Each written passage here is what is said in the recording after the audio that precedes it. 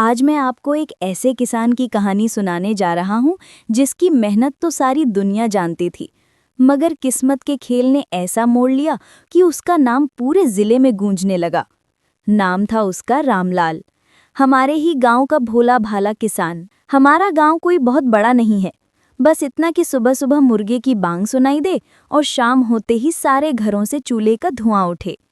चारों तरफ हरे भरे खेत, कुएं की ठंडी हवा और बैलों की घंटियों की मधुर झंकार।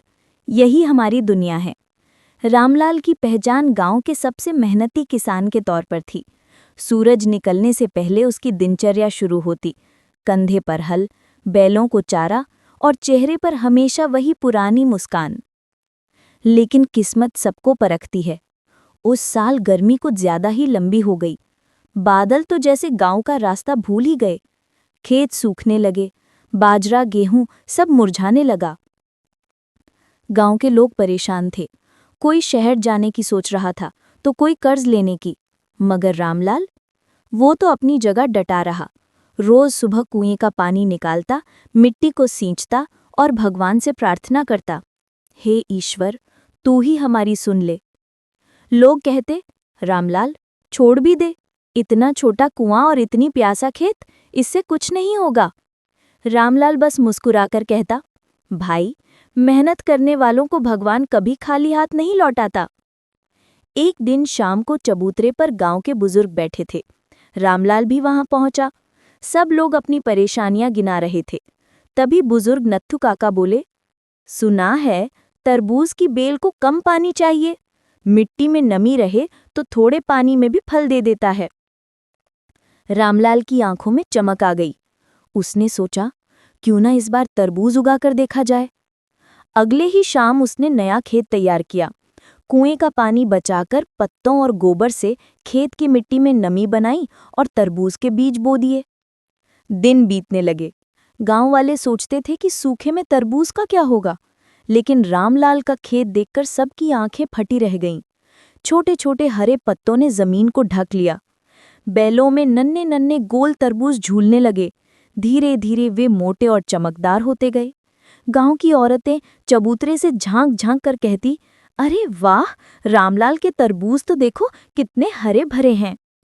बच्चों की तो आंखों में ही मिठास भर गई।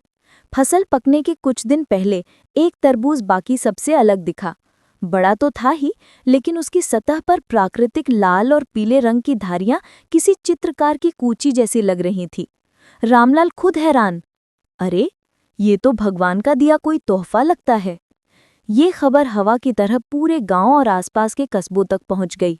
लोग दूर दूर से उस तरबूज को देखने आने लगे। कोई कहता, इसे मेले में दिखाना चाहिए। कोई बोला, नहीं नहीं, इसे राजा के पास चलो। रामलाल बस हंसता और कहता, पहले काट कर देख लेते हैं मीठा है या नहीं। अगले हफ्ते नजदीकी कस्बे में बड़ा मेला लगा। गांव वालों ने रामलाल को समझाया कि इस तरबूज को वहां ले जाकर सबको दिखाओ। रामलाल ने बैलगाड़ी में तरबूज रखा, बेलों की गर्दन पर रंगीन गेंदा के फूल सजाए और पूरे गांव के लोग गाते बजाते मेले तक पहुंचे। मेला भी क्या खूब था, झूले, मिठाइयाँ, बांसुरी की धुन और चारों तरफ हंसी खुशी। जैसे ही रामलाल ने अपना अद्भुत तरबूज सबके सामने रखा, लोग दंग रह गए। बच्चे तालियां बजाने लगे। कस्बे के मुखिया ने भी मंच से घोषणा की कि ये तरबूज हमारे मेले का नगीना है। कस्बे के दीवान ने उस तरबूज की तस्वीर खिंचवाई और सीधे राजा को भेज दी। राजा ने जब देखा तो खुद कह उठे, वाह, ऐसा तोहफा तो हमारे शाही बागों में भी नहीं। उन्होंने तुरंत दूत भेजकर रामलाल को दरबार में बुलाया। रामलाल गांव का सादा किसान था, मगर दरबार में जाने का निमंत्रण सुनकर थोड़ा घबरा गया। गांव वाले बोले, डर मत, ये तेरी मेहनत का इनाम है। दरबार में राजा ने मुस्कुराकर कहा, रामलाल, तुम्हारे तरबूज ने पूरे राज्य का दिल जीत लिया। हमें बताओ, तुमने ये कैसे उगाया? रामलाल ने हाथ जोड़कर कहा, महाराज, बस भगवान का भरोसा, मेहनत और बुजुर्गों की सलाह। सूखे में भी उम्मीद नहीं छोड़ी।